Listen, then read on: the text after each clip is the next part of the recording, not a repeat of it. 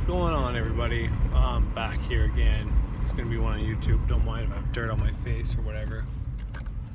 Just on the way to the clinic again. But since I feel bad about not putting on an episode between the fighting with the wife, fucking all that up, and getting my phone fucked up even more because of the fight, and getting a new phone and having to set it all up, man, it takes a long fucking time. Fucking iPhone.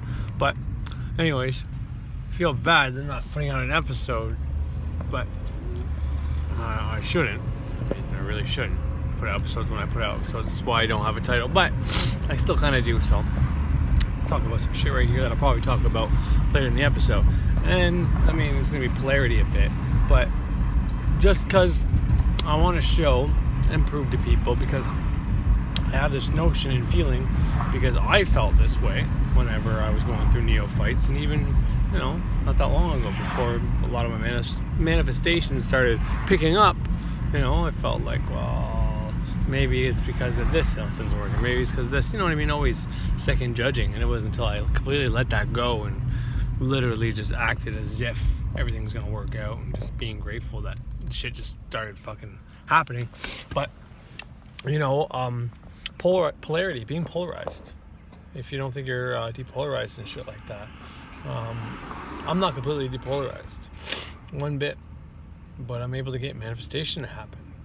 And what happens is, you know, the magician is aware of polarity. He uses polarity to his advantage for manifestation, you know, but sometimes you can still be under some polarity as well. When me and my wife fought, it was over something fucking ridiculous, but it was a blowout to the point where I'm like, what are you saying? You want a fucking divorce? Like, screaming that at her, you know what I mean? And I don't get like that, not very often anymore, but that's how it was. And then, you know, 20 minutes later after that, we're laying in bed fucking, you know? So that's polarity to the max right there. And if you don't think so, well, I don't know what to tell you, but that just goes to show you that you can be completely polarized and all fucking kinds of pissed off and still manifest the shit you want. It's not hard.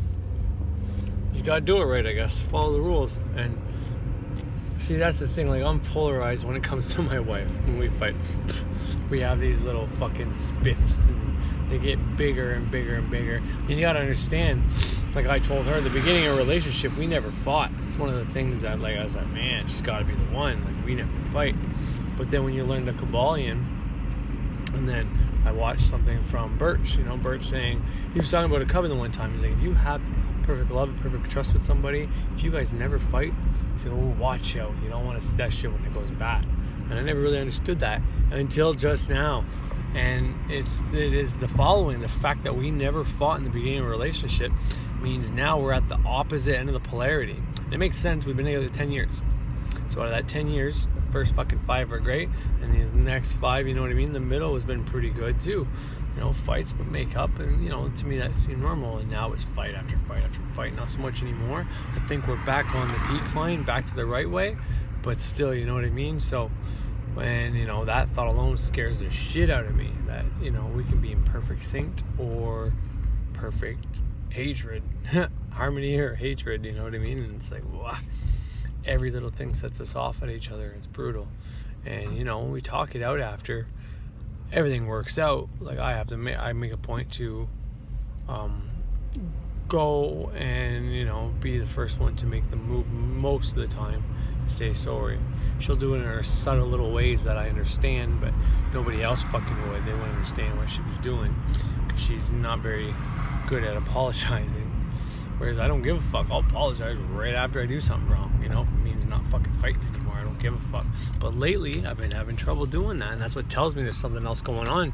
Because when I can't just suck it up and not fucking, well, there's a copper coming or some shit. When I can't just suck it up and let it be, I got issues.